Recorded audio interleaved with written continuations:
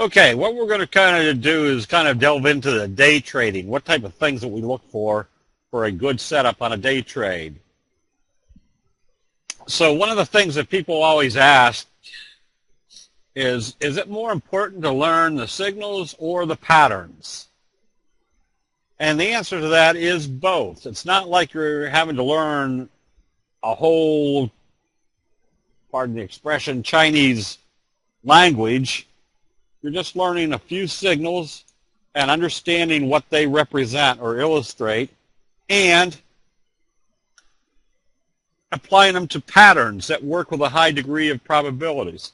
So basically, when you learn the patterns and you know what the signals are telling you, you got a very good combination with a signal confirmation. So those are what set up for the good trade setups. So we know that patterns have expectations. We also know that signals have expectations. And we can utilize that information on different parameters where we know what should happen at support and resistance levels and what each of the signals should represent. So if we're looking at a fry pan bottom and our T-line crunch and our bobble right here at the 50-day moving average, and we see a doji, we know the simple rule of the doji. It's going to move in the direction of how they open it after a doji.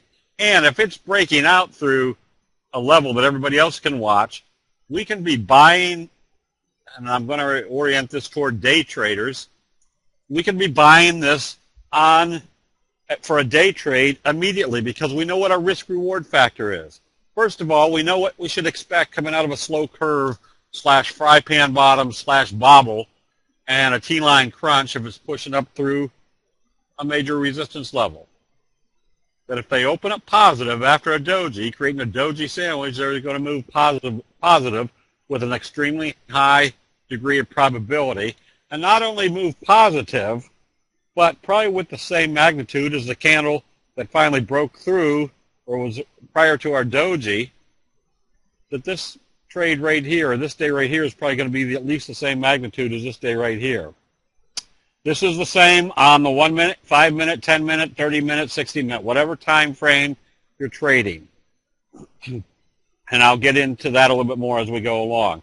But the first thing what we're trying to do is identify which patterns are setting up and what signals we can see that would help confirm that pattern breakout. We're looking for resistance levels. We're looking for the pattern. We know when it starts breaking out that we've got good day trade high probabilities, that this is exactly what we would be expecting coming out of a resistance level, fry pan bottom, T-line crunch. Somebody in the chat room today, and I didn't get a chance to answer them, does a T-line crunch or a bobble have to be at a major support or resistance level? No, all it has to be is at an obvious resistance level. So these are where we want to be buying with a high degree of success, is where if we see a breakout occurring,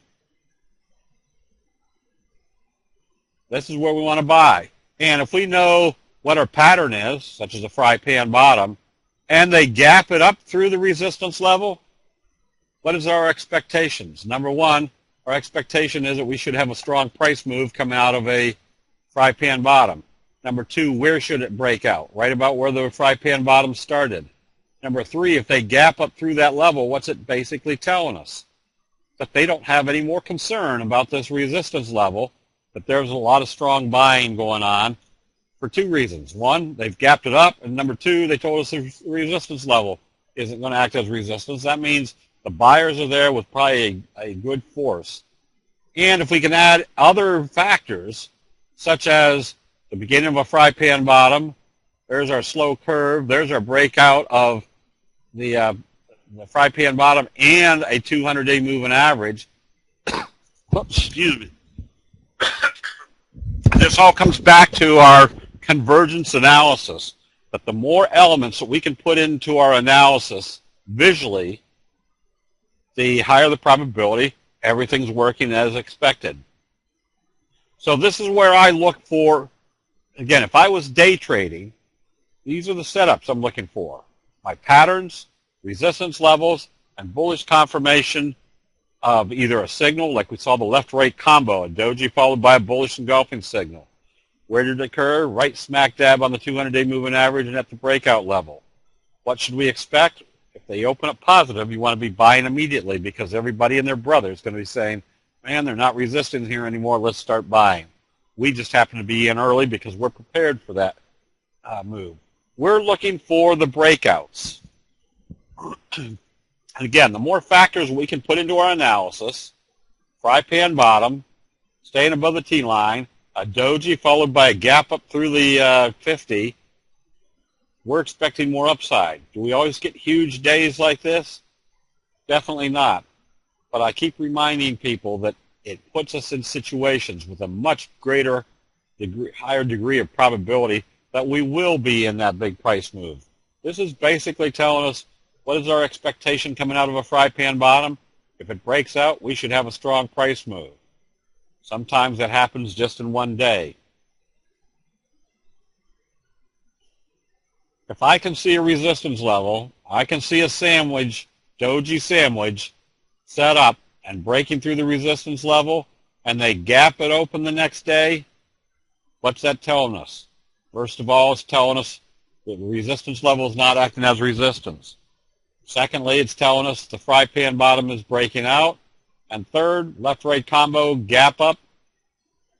Even the doji sandwich alone tells us that if it starts trading positive, we should be seeing more upside. Once again, this is where, if you're a day trader, whether you're buying stocks or options, these are the prime areas to get into a position because one of two things are going to happen. It's going to fizzle and you're right back out of the trade, or the trade is going to work big. This is the type of signal I'm looking for, is when they break out through the beginning of a fry pan bottom. And notice our other elements that we can watch to tell us that we're in the right place at the right time.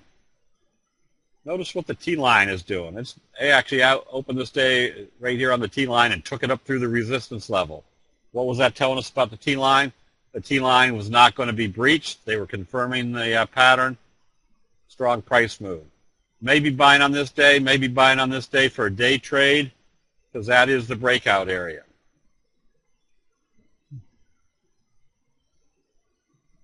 Let me see. For day trading, do you have to buy a breakout or next day? Usually I'm buying, if we're anticipating something to happen the next day, confirming our signal, I'm buying immediately.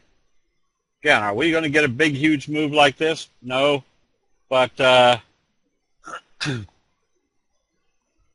it just puts us in situations where we've got the higher probabilities of being in big moves like this. Bill, yes, the Ichikumomuku cloud, I've got people in the chat room now working on that. I don't use it, but we're starting to use it in our analysis until I learn.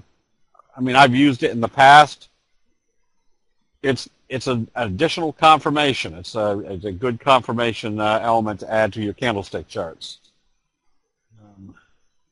The moving averages, we'll get to a better chart here.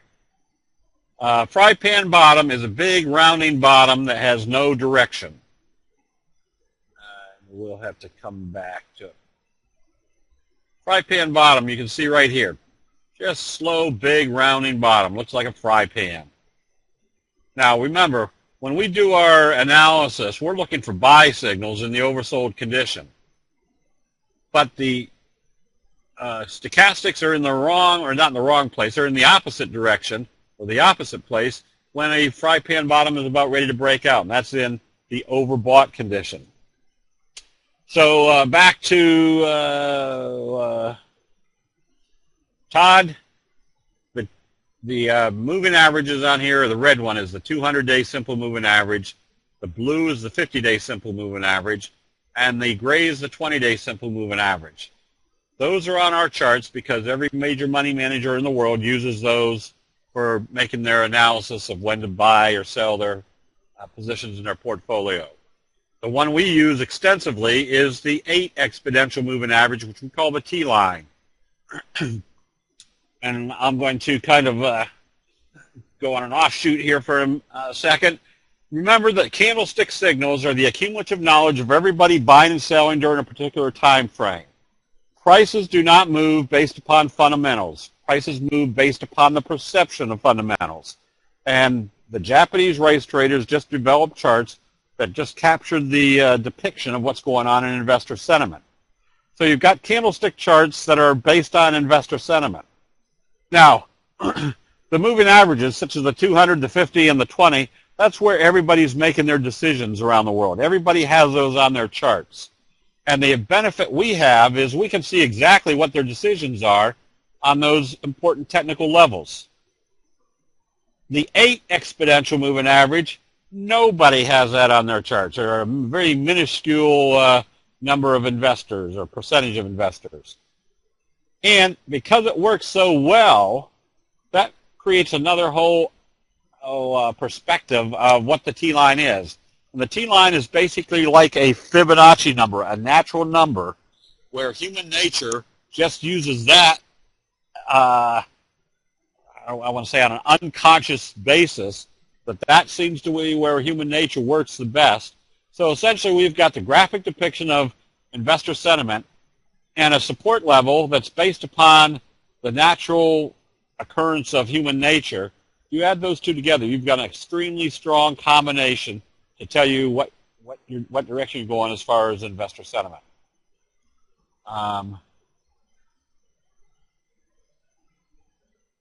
Let's see, if you were trading VISN today, it dropped 40 points. John, we'll get to individual charts after. Later we'll take a look at that one. Just because a stock pulls back to the T-line, remember there's a very simple rule of the T-line. You stay long until you see a candlestick sell signal and a close back below the T-line. And the asterisk is that the further away you move from the T-line, the higher the probability it's going to come back and test the T-line. So you see something move away from the T-line, start watching for reversal signals so you can take your profits. You just mentioned that you look for buy signals in the oversold condition, and then you said look for buy signals in the overbought condition. John, remember I said you look for buy signals in the oversold condition. You look for pattern breakouts that are probably in the overbought condition. Where do most people buy? They start buying exuberantly at the top. What do we expect coming out of a fry pan bottom? That exuberant buying, making those very strong price moves. Yes, so fry pan bottom will be more than likely be in an overbought condition.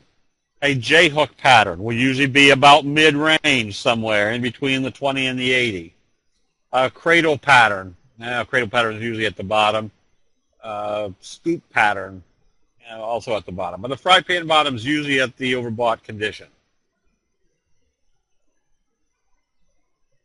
Okay, so day trading parameters. What's the first thing that you want to, I'll get to the T-line here in a minute. Let me get on a little bit here. What's the first thing you want to know going on in the markets?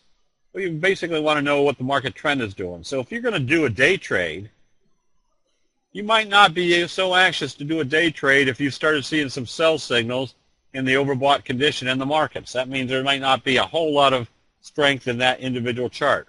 However, if you're looking at a chart over here where it looks like your stochastics are coming up and you're starting to see the trend move back up again, that's more likely when you're going to see or be, again, much more to the bearish breakout or the bearish day trade setup. Up here, you might be looking more for the, what did I say, bearish, bullish. Up here, you might be looking for the bearish breakdowns, where you'd be day trading on the short side. So what are we looking at right now?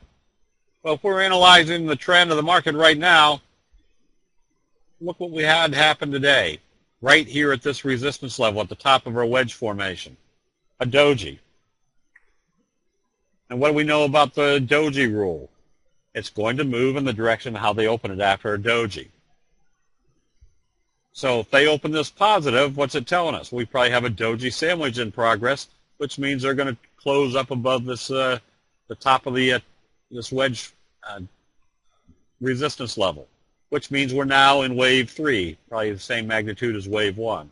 On the other hand, if it opens lower, what's it telling us? It's telling us they failed here at the top of the resistance level, and more than likely they're going to take it down, and they're not breaking out just yet. So I wouldn't be as anxious to do a day trade on the bullish side unless the chart itself is very significant.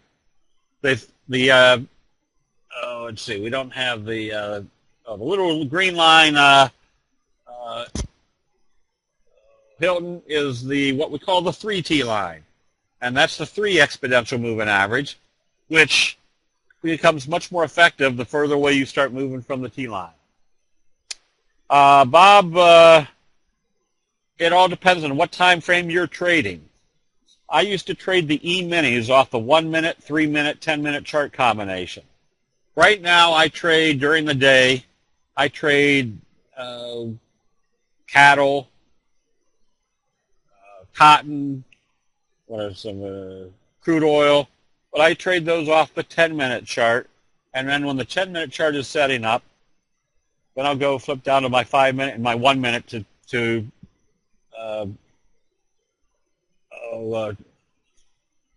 for my final execution.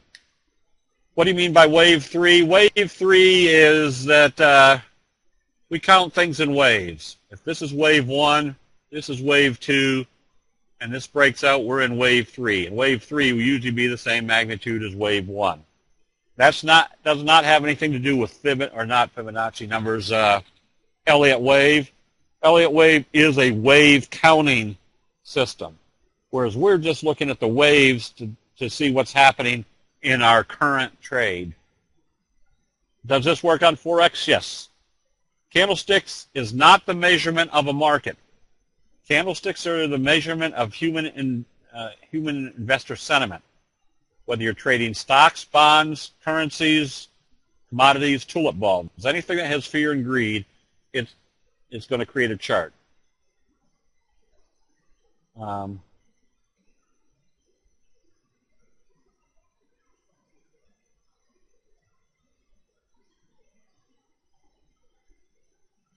Okay, Steve J., I'm reading your comments. I don't use the divergences because the stochastics aren't based on the price movement. They're based upon the human sentiment for that current trend. So it's possible to have a long trend like this and a pullback and then have another short trend like this but still have moved from the oversold to the overbought condition. It's based upon the current buying and selling going on in that trend. If we have hired in the Bonanza trading, we've hired professional traders, and they have been able to apply some of their knowledge of what to look for as far as some of the indicators they can add to the trading to enhance it that much more. And the reason we've hired professional traders is I can sit here all day long, I can give recommendations, but I'm giving recommendations so that everybody can make their own decisions of what type of trade they want to do. Some people are going to scalp it that day. Other people are going to swing trade. Other people are going to start a long-term hold. Some people are going to buy in margins. Some people are going to buy options. Some people are going to buy option spreads. We're not trying to structure the trade. We're just trying to say, here's what the trade looks like, so each individual can trade in the manner that they're comfortable with. What the Bonanza trading does is they do develop the trading strategy that is most beneficial to that next price move. When you see the market retracing, do you start closing long positions and open short positions unless it's very compelling charts to stay long? Yes. And usually what will happen is if I've got 10 positions on and we're getting up in the overbought condition and the markets look like they're tiring out, you continue to hold the long positions until you see a candlestick sell signal and a close below the T line. And when that occurs, now you're analyzing to see on the scannings of trades the next day whether you've got very good bullish charts or whether you're getting better bearish charts. So that may mean that I'm coming out of, say, my positioning was 9 longs and 1 short, and I've sold 2 long positions today. I might be buying 2 more short positions. So by the time the market starts turning over, I may have come out of most of my long positions, and now I'm already established on the short side. Okay.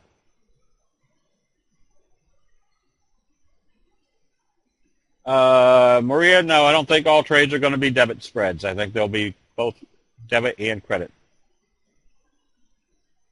Okay, let's see. I will come back to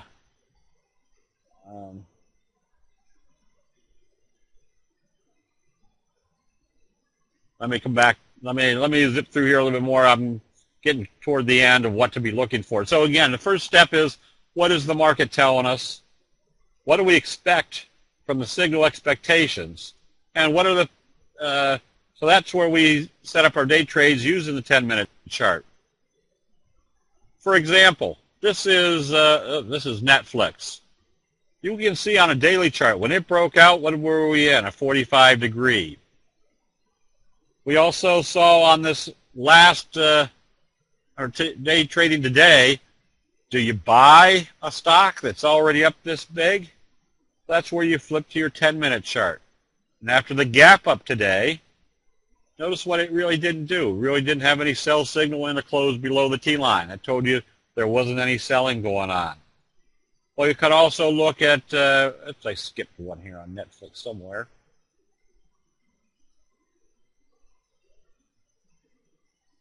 I was supposed to show this too.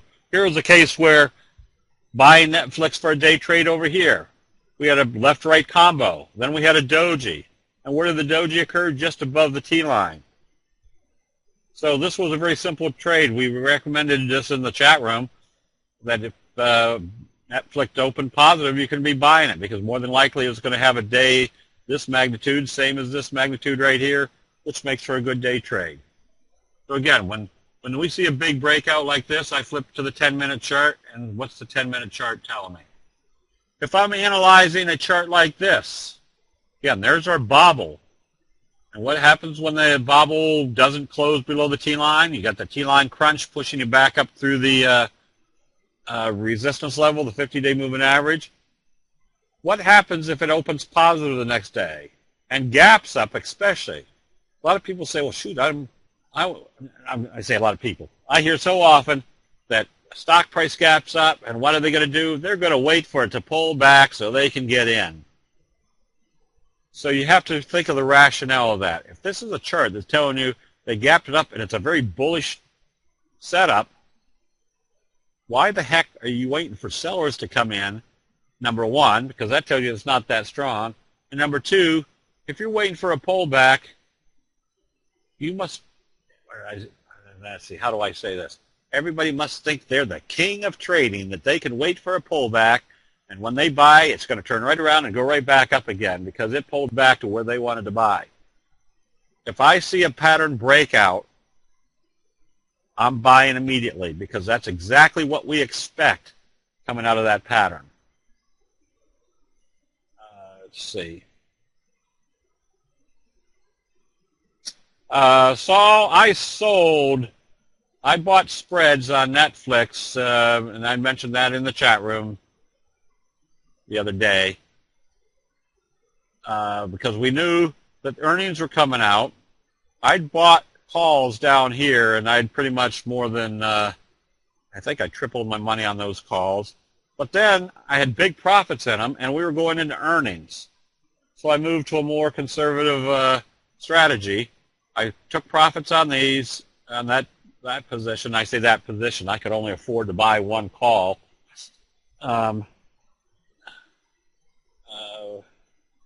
Audio's cutting out. All right. Is that happening to everybody?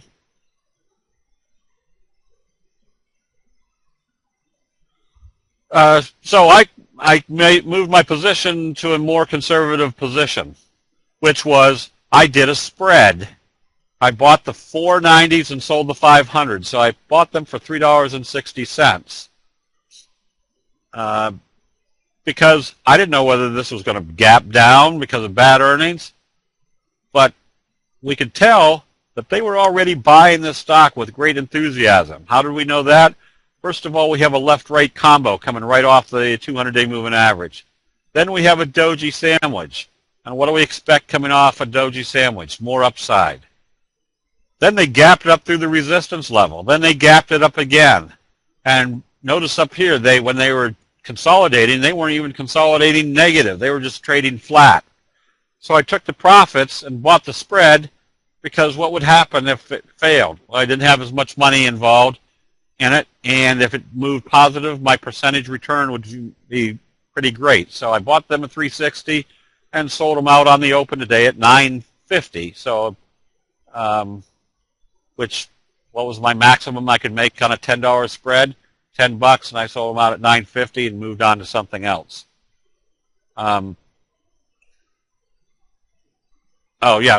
So if you bought today, that's why you flip to your 10-minute chart to say, whoops, they've gapped it up. They're still buying. They're still buying. Notice what they didn't do on the 10-minute chart all day long. They never closed below the T-line. And yes, so that's another avenue, John, is that you've got these charts that if it did pull back and then start back up, you could always buy back in. All right, so we were down here a ways. Cyber. All right, so notice what we have setting up right now is this little J-hook pattern. And kind of a bobble also. Somebody asked today, does a bobble occur? And a bobble is when you come up and hit a resistance level. It could be a moving average or it could be a trend line. But notice when it hit that resistance level, it pulled back. And where did it pull back to? Right smack dab back to the T-line. The T-line is the 8 exponential moving average. The 3 T-line is the 3 exponential moving average. And so now look what it did today. Did a doji day. So what's that tell us? If they open this positive, you can be buying immediately because it's probably going to have the same magnitude day as that, which means they're probably going to close above this level, which tells us the J-hook pattern is in progress, that we've got a good possibility of a strong breakout. So again, we saw that type of pattern.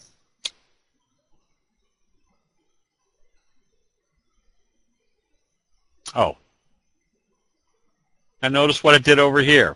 When it broke out, there was our doji sandwich. And where did the doji sandwich break us out? Through the top of this downtrending channel. So anytime I see a doji after a strong day and my stochastics are still heading up, next morning if I wake up and the pre-market futures aren't falling out of bed on the Dow or the NASDAQ, that they're flat or maybe trading positive, and this opens positive, I'm buying immediately because I know, again, because of reoccurring human nature, we're probably going to have another big day after the doji, again, our doji sandwich.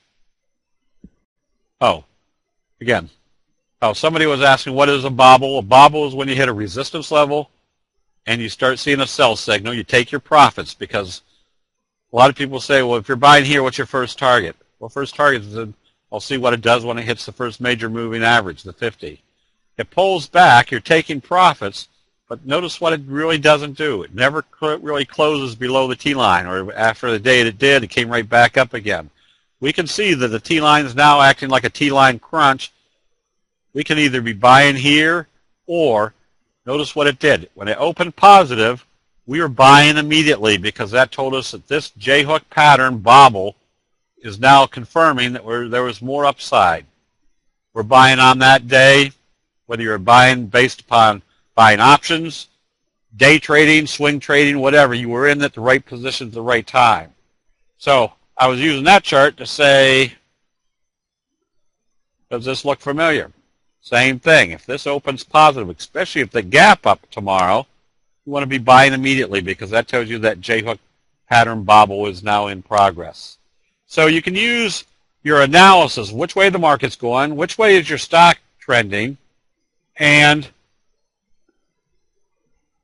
what should we expect after a signal and a possible breakout. More than likely, you're going to get a strong price move.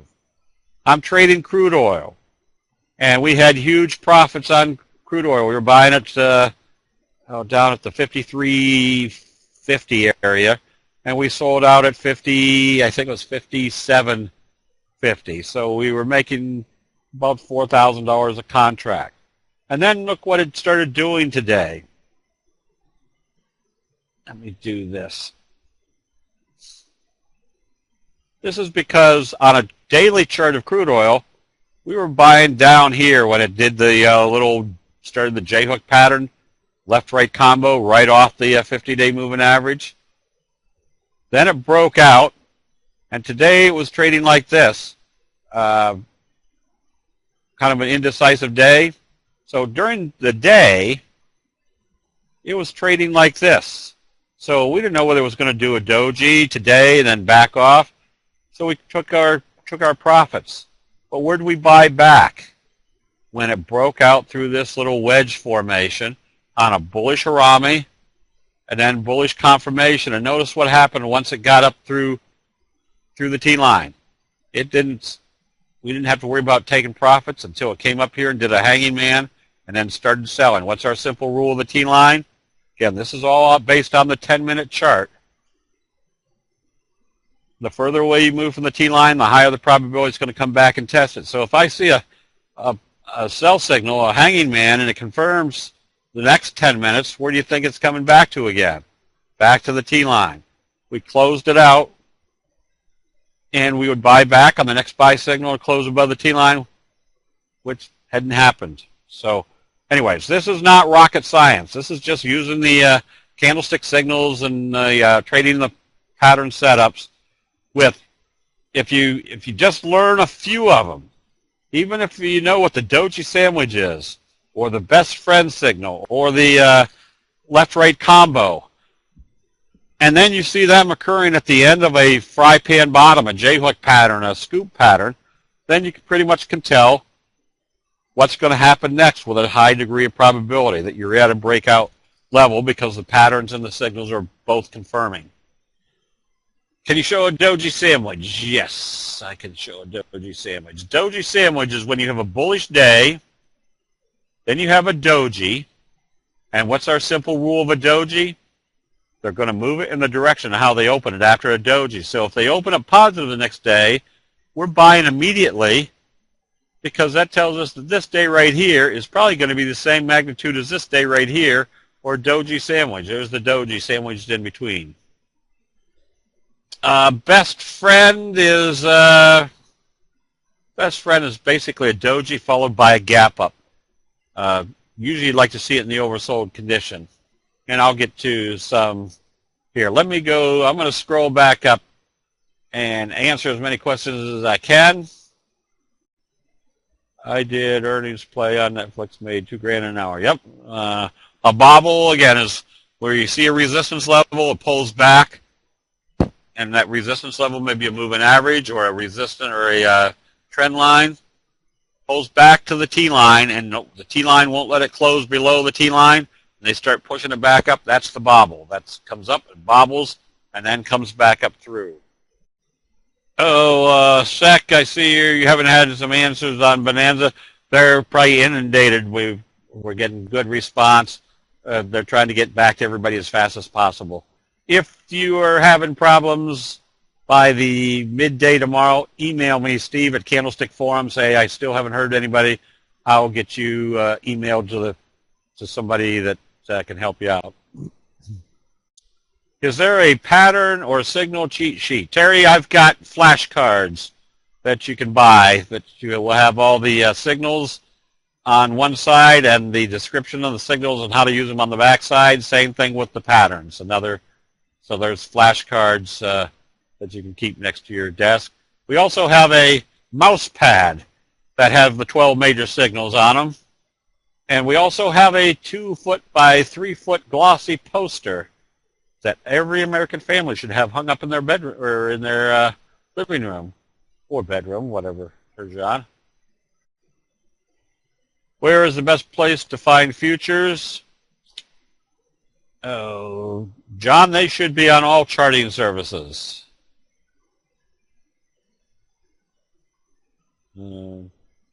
What?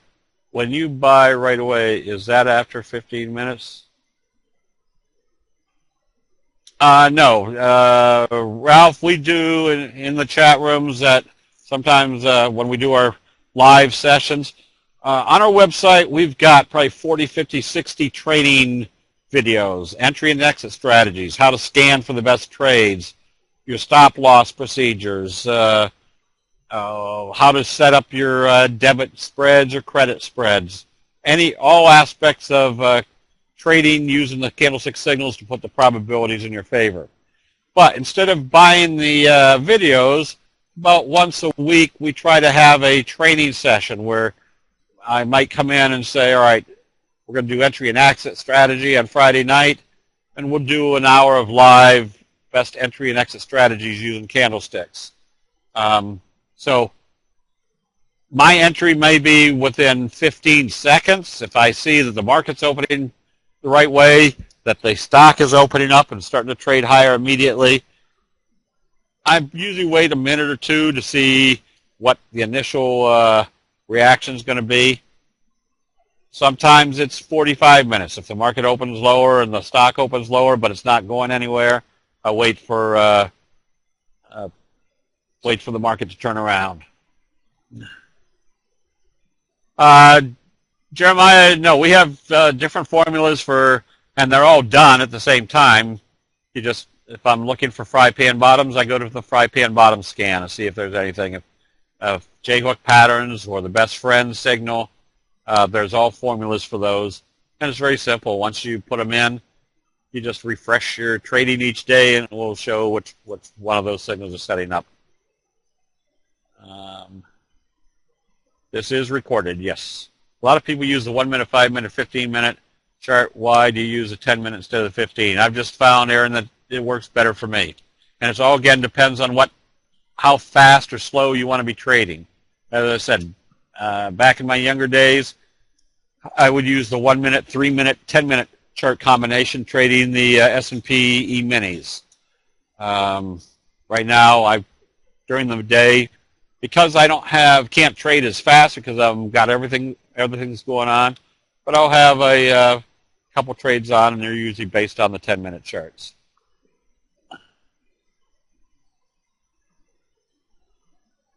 Let's see. Yeah, buy immediately is if you see the market opening positive and you see the stock confirming, doing what it's supposed to after a buy signal, yeah, I'm in there within seconds or within a minute or two. Helen, I don't day trade, only because I don't have time to. Now, if it's boring and the market is slow and I see that cotton is starting to move around, yeah, maybe I'll day trade that just because nothing else is going on in the markets. But it all boils down to how much time each individual wants to put into their trading. Some people out here are scalpers, or in our chat rooms are scalpers. Some are day traders. Some are swing traders. All depends on each person's nature of how long they want to, or how fast they want to be trading. Posters come with a picture of Steve as well. Yes, yeah, that would scare people off.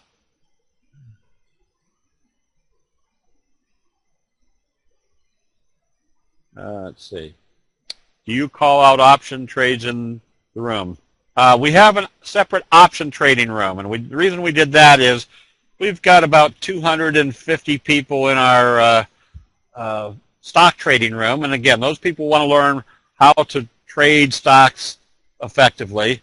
And then we've got probably 40 or 50 people in the options trading room, which are talking a different language. They're talking the spreads. They're talking call splits, things that somebody still learning how to use candlesticks, we don't want to get them confused. So we have a separate room and got very good traders over there.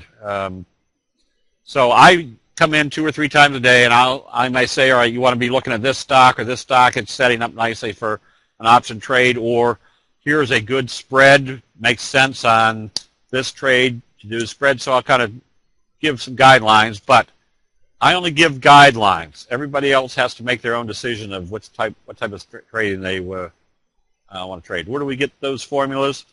We've got the formulas on our website, Monica. There's, I think, 1,300 pages on how to use candlesticks effectively on our website. Go and find the, I think it's the TCNet formulas. But what I have typed in, I don't know what that means. MP, if you haven't gotten anything, send us an email. Either it's lost or Abe still sitting on them. So, can I get the scanner for my Forex trading? You probably don't need a scanner for Forex trading. There's only, what, 6 combinations? You can go through those charts in a matter of 15, 20 seconds to figure out which ones are setting up the best patterns. Are you active on TC2000? Bobby, my late friend Dave Elliott of Wall Street Teachers and I traveled the country for about a year setting up the TCNet clubs in different cities. I do put comments out on the TCNet chat room every day because that's, I mean, we kind of were instrumental in getting that moving for those guys. But most of my comments are done in our own chat room. How does one get scanner? We've got, there's the scanner. We've got scanners now for Metastock, Ninja Trader, Thinkorswim. Those are usually at those services.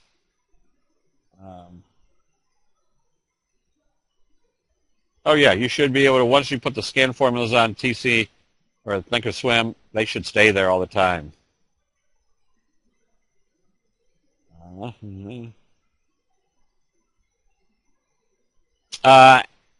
Engine, yes, the Pivotal Bonanza is a group that we've contracted with, that they take the formulas that I have for the trades, and then they develop the best option strategies for those trades. And they may be, I mean, they may be all strategies. The spreads, debit spreads, credit spreads, and they will give you instructions on, they will email you the instructions on what you should do and how you should set it up, and then each person makes their own trading decisions with it. A scalper is somebody that just takes very small, quick profits, faster than day trading. They may get in at trade at $37.50 and be right back out at $37.80 and then go on to the next one. What am I doing with cyber? Still staying long, and I'm looking for a positive open tomorrow. Do you have a futures room? No, usually I put my future trades out in the main room. And I'll usually, during the commentary during the day, I'll tell people whether I'm long cotton or short something. Yes, RGR was the beginning of wave 3. Let's see. Oh, the scanners, there's different prices on scanners, I guess, depending on which services you're using. What is a J-hog? Not a J-hog, J-hook. A J-hook pattern. This is a little J-hook pattern. We have an up move, and then it comes back and does a J-hook, getting ready for the next move to the upside. The formulas for TC2000 are on our website. If you go to that blue www.candlestickforum.com, go to the blue column on the left, and scroll down and find formulas TCNet.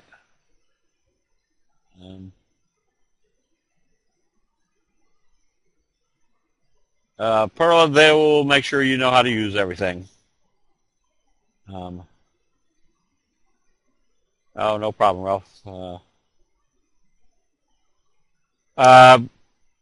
George, I don't play Netflix tomorrow. There are some, when Netflix made its move, that was the move I was expecting. Again, I tripled my money on this trade from here, and I tripled my money again on this trade. Where it goes from here, I don't know. I would suspect it's going to be in a 45 degree coming off of there. That's usually what happens after a big price move. You get a 45 degree.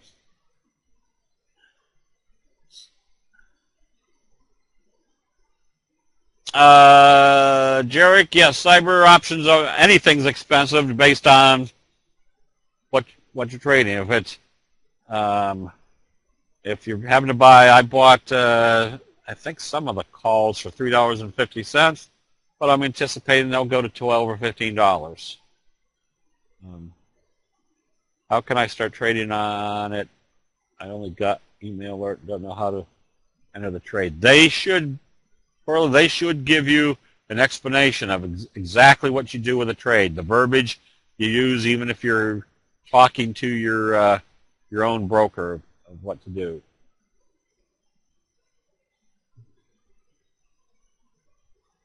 What can you say about the U.S. dollar? I'm going to get to it here in a minute. Jayhawk is something, there's a lot of Jayhawks, that's right. How do you play crude in the short term? We've been long, and I'm still oriented toward the long side on crude oil, which means a lot of our stocks on the crude oil area were long. What is wave one? How do you recognize it? Where does it start? Wave one is only a back analysis that if this is wave two and it starts wave three, then this is my wave one. And if this starts wave three, then I know wave three should be the same move as wave one. How much money do you need for day trading? Monica, I think quite a few of the brokerage firms want you to have at least $25,000 in there to day trade. But that's up to each individual brokerage firm. Okay, if we like, I can go through some of the charts that look good right now. So let me do this, Jim. Let me turn off the projector for a second. Dale, I don't know how to tell you there. That's got to be up. When you have sound cutting out, that's got to be each individual server. Okay. First of all, you look at the trend analysis. The trend analysis right now tells us we're in a channel. We have potential of a double bottom, and we did a doji right here at the resistance level. Makes it very simple. After a doji, the price is usually going to move in the direction how they open it. So if you wake up tomorrow and the pre-market futures are up, that means they're breaking out, and this becomes wave three. This is wave one. This is kind of wave two. Then wave three will be the same magnitude as this wave right here. The NASDAQ,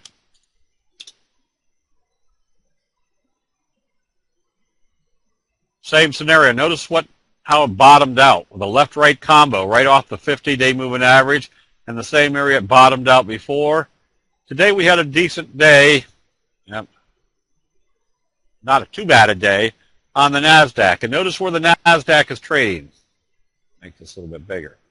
Not only is it trading above the T-line, which tells us we're in an uptrend, but we're still trading above the 3T line. So logic says if we're above the T-line, we're in an uptrend. If we're above the 3T line, that still shows that there's a lot of strength in this up move. A left-right combo is a doji followed by a bullish engulfing signal. There's your little left jab, indecisive. There's your big roundhouse right that tells you which way they're starting to take the next move. All right, let me, so crude oil.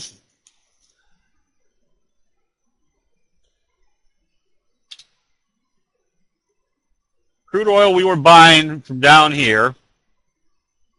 We've been taking some profits up here. So we're out of crude oil right now, but that doesn't mean we won't be back in it if they start taking it back up tomorrow. And that's where the 3 or the 10-minute chart comes a lot more useful. So this is where we started coming out because they were coming back below the T-line, and there really hasn't been any reason to buy back. If it starts coming back up, now we have on the 10-minute chart, we've got a little scoop pattern setting up. So if it comes back up above the T-line on the 10-minute chart, probably start adding it back again. Where was the buy signal on crude oil?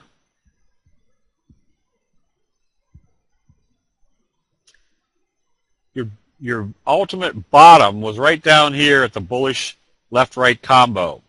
Then you had a bullish engulfing signal here on kind of a bobble.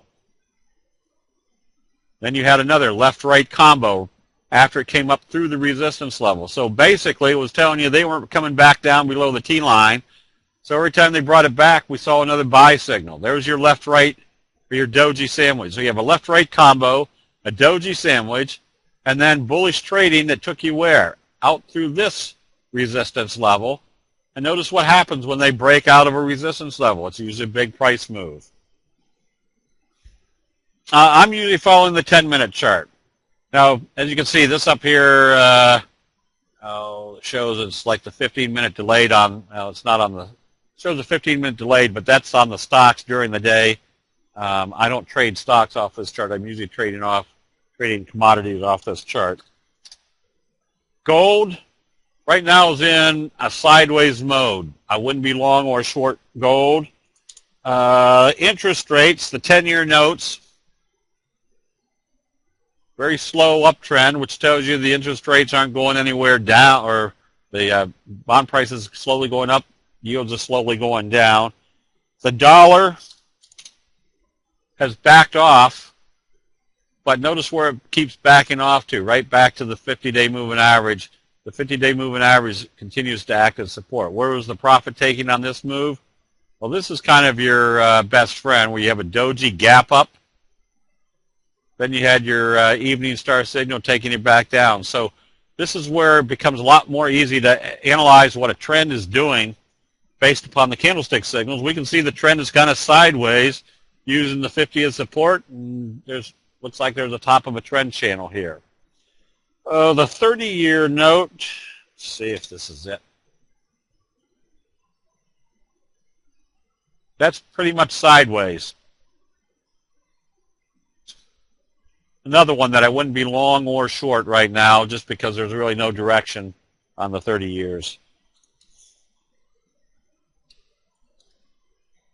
Let's see. Coffee also in kind of the sideways mode. Maybe a day or so to the upside, but you can see there's a definite resistance level here at the 50, and this charts are CQG. CQG was is kind of the grandfather of all charting services, and a lot of the charting services that are used today utilize CQG. They get their feed from CQG. Soybeans also in a sideways mode. No real trend here. More than likely it's coming back up to the 50-day moving average. Wheat has been a little bit weaker. Still not anything yet to tell you if there's any uptrend started on this one. Okay, here's a few stock charts that you might want to take a look at. They had good-looking charts today. Here's the big fry pan bottom. You can't trade these no how. But notice what's happened at the end of the fry pan bottom. First of all, you're up in the overbought area, which is you're likely going to be. Secondly, you had the little bobble, and you came back up through the 50. And notice where you're trading right now, right where they gap this down. So if this opens positive, we've got kind of a J-hook pattern. If this is a J-hook pattern, with this move being the same as this potential move, that means this potential move gets you back up into this no man's land gap area. So the next move could be coming up here to fill the gap. So what do we expect coming out of a fry pan bottom? Very strong price move.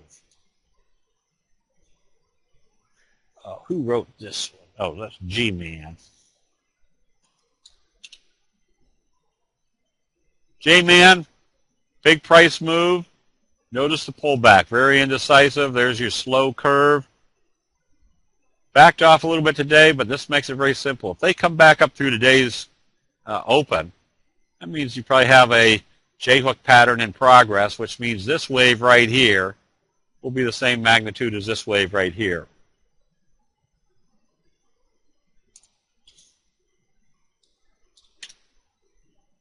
HQCL, kind of a double doji. There was a bullish engulfing signal. Notice where it's supported right here on the T-line. We're right at the breakout area. You could be buying this one with the expectation wave 3 is going to be the same magnitude as wave 1.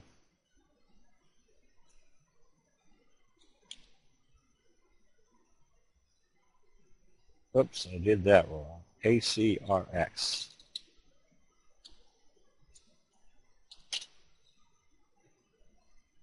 Another fry pan bottom. Where's your next likely target? Right up here. What's that equivalent to? Right about the high when they gapped it down. So knowing what your patterns look like and where your resistance levels are, you have at least a good target to show where you're possibly going to.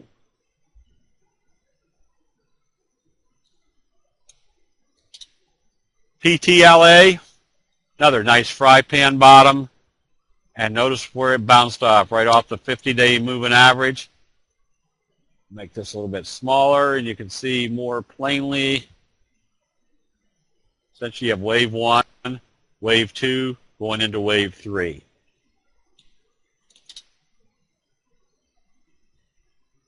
EPE, we had recommended this one. If this opens positive tomorrow, then you've got your doji sandwich telling you that the 200 is not acting as resistance. More than likely, you're going to have the same magnitude move as this. And if that moves up here, you're moving well above the 200, which tells you also that your J-hook pattern is in progress. Yeah, I look at the dailies. Then I make, if I'm day trading, or if I was day trading, I want to see what my daily's doing because I know that's the direction I probably want to be trading that day. Here's another one that if it opens positive, after this slow curve up through the moving averages. Oh, come on, my mouse is. If this opens positive, it's probably going to have the same magnitude move as this day, bringing you up in here, getting you started. There's a gap to fill up here would be the next target. And AGIO, this is your best friend. When you see a doji followed by a gap up, that tells you after a day of indecision, they've told you exactly what their decision is, and they've done it with great enthusiasm. That's exactly where you want to be, is with a buy signal followed by great enthusiasm. That tells you there's a high probability there's going to be a lot more upside to that. Is it a good consideration for the entry when the 3 EMA crosses above the T line? Yes, that's an additional confirmation that things are confirming that the trend has been reversing. Do you use stochastics on higher time frames? Can we use it? You can use RSI. Carlos, I use stochastics because they've worked for me for the last 25. No, longer than that, 30 years now since I've been doing candlesticks. You can use RSI. The nice thing about candlesticks is we know they work, or they wouldn't be around after 300 or 400 years. So if you want to put something on, see if it confirms and makes the trades better. And if it don't, you take it back off and use what you were using before. My stochastics are 1233 slow stochastics. If I'm trading options, I'm usually going to the closest expiration date, provided it's not too close. So right now, obviously, I wouldn't be in the Aprils. I'm in the Mays. 2 weeks ago, when the expiration was within 2 weeks, I start looking at the debit spreads. Then the final week, I'm usually looking at the credit spreads. Why are you out of crude? It has not violated the T-line. I'm only out of crude right at the moment.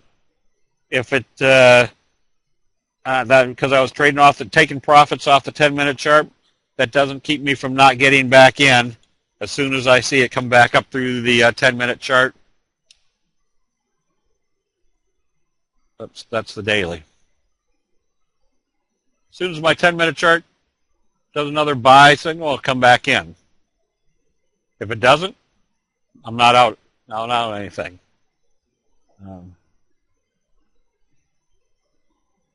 I'll use slow stochastics, yes.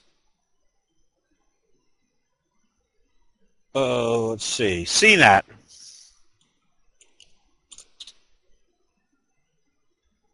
CNAT, something wrong there. That's because I'm on the 10-minute chart. CNAT broke out. Remember, if one doji means indecision, a series of dojis means greater indecision. And where did they make this indecision decision?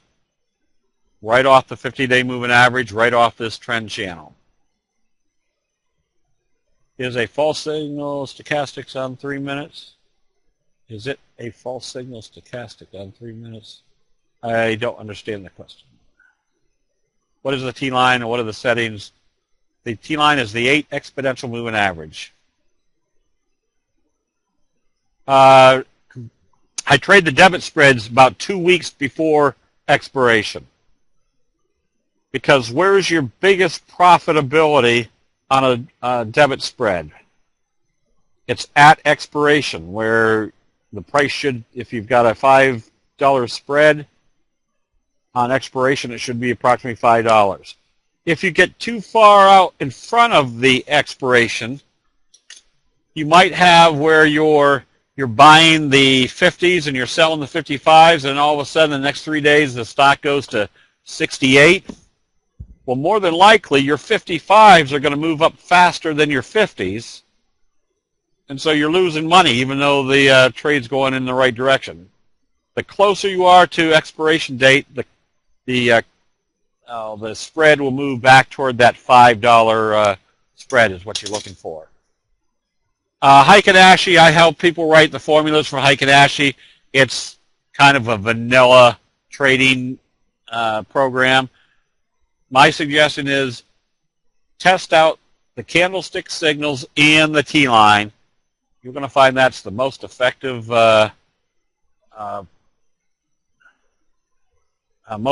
combination. What do you do if you have a breakout like CNET with resistance directly overhead? First of all, the resistance isn't resistance. That's just a moving average. I look at stochastics. I've just had a buy signal in the oversold condition after a series of dojis with a breakout with lots of juice left in the stochastics to get up to the overbought area. So all this is going to be a system to go through, or a level to go through. The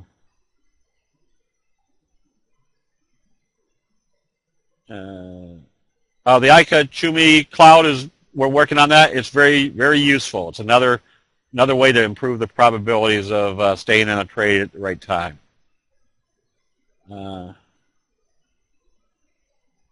Roger, somebody in here should be able to, somebody help Roger on how to set up his stochastics at 1233.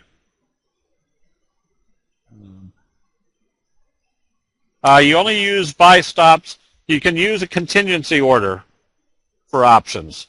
If a stock, for example, cyber, I'll probably be buying some more options on cyber. I might say if the stock comes up through, I don't know what price this is. If the stock comes up through 62, buy the May 65 calls. So it's a contingency order. When the stock does something, then you put the order in for the option trade. BDSI. There's your little morning star signal at the end of a slight trend. Doji gap up. This one you can buy on positive trading. Where's your first target? Up here someplace, filling this gap. Next one is VDSI. I like the DSIs right now. That's had your fry pan bottom. There was your little J-hook pattern, and notice what it did today. It broke out through this level. Tells us there's probably more upside to this one. Bought calls today on TSRO. Because what do we expect coming out of a fry pan bottom? A strong price move. And what happened at today's breakout level? We had our doji gap up, our best friend. Also, on top of that, when it did come back, it came right back to the T-line as support. And remember, nobody has the T-line on their charts. Very minuscule number of people have the T-line on their charts. So this isn't what everybody's watching. This is just a natural support level. So if they're supporting at a natural support level on a breakout at a fry pan bottom, if this opens positive tomorrow, what's it telling us? If this breakout has occurred, look for wave 3, which we do expect wave 3 to be the same magnitude as wave 1. That's also our analysis for going after cyber. Because if you look at the cyber chart, when it came out of this little fry pan bottom and broke out on a kicker signal through the resistance level, it basically moved from 33 to 70. I should be able to figure that out. That's about 37 points. If it moves 37 points from here, it's pretty much getting us up pretty close to the $100 range. So if this is wave 1, this is wave 2, wave 3 should be pretty strong. Why? Because the force of this move is because everybody was buying with great enthusiasm. Then the profit taking, now the profit taking's over. That's usually where you start seeing the great enthusiasm, which is represented by wave 1, will come back into play. NWBO also broke out today. And this started up with a left-right combo. Again, anytime you see these strong reversal signals, and you can calculate or visually see what type of pattern it's setting up, that just puts that much more probabilities of being in the right place at the right time. Go. There's that J-hook pattern again. Notice how this one started up with a little piercing signal, gap up, and we're right at the breakout level. One more situation, if it opens positive, you're probably going to have another wave magnitude of this size. Montana, they broke out today, took it all the way up here and brought it back. What's that pretty much tell you? There's profit taking. So either one or two things are going to happen. If they open it lower, that's a big, huge shooting star signal. If they open up positive and start trading positive, that tells you whatever affected this, the profit taking's over, they're going to be taking it right back up again. I think every MP, everybody has the cloud on their charts. You just add it on. How do you scan for breakouts? You don't scan for them. You scan for the setups for those potential breakouts. Are you looking at candles or the moving averages that determine the pattern? The candles, the pattern. The moving averages are just confirming support and resistance levels. PTCT.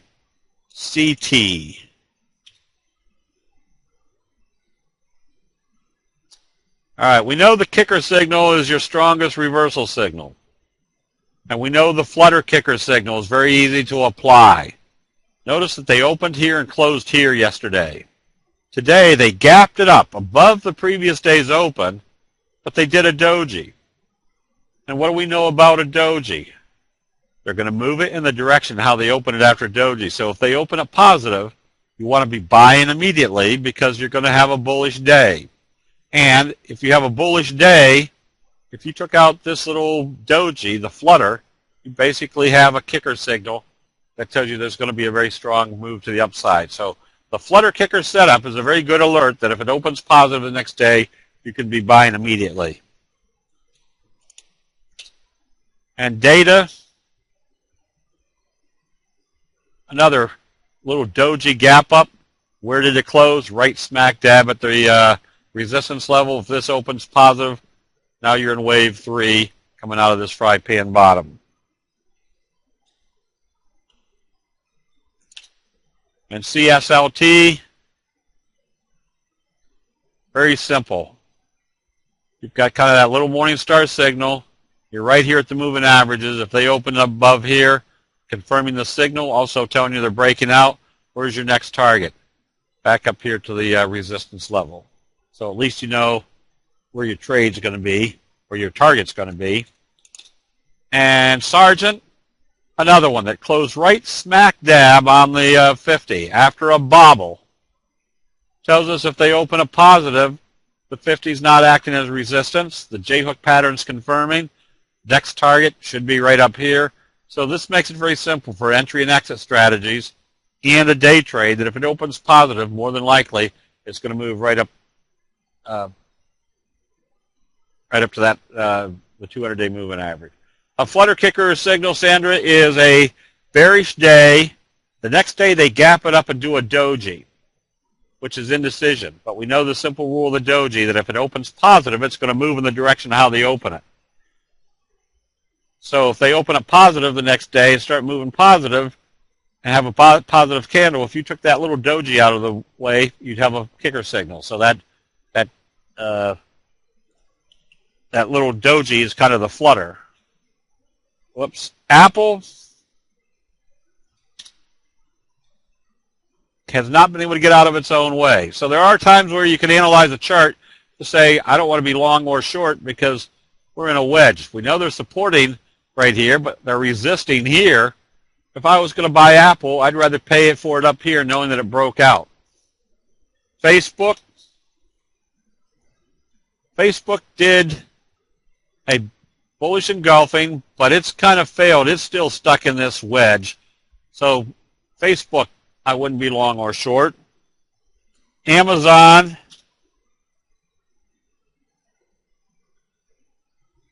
you just stay long and notice where it's climbing to, right back up to this level.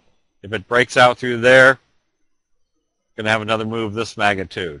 And again, this illustrates that when you have a big move like this, what do you expect? Expect a 45-degree where you stay long until you see a sell signal and a close back below the T-line. Let's see, Goog. You stay short on this one until you see a buy signal and a close above the T-line.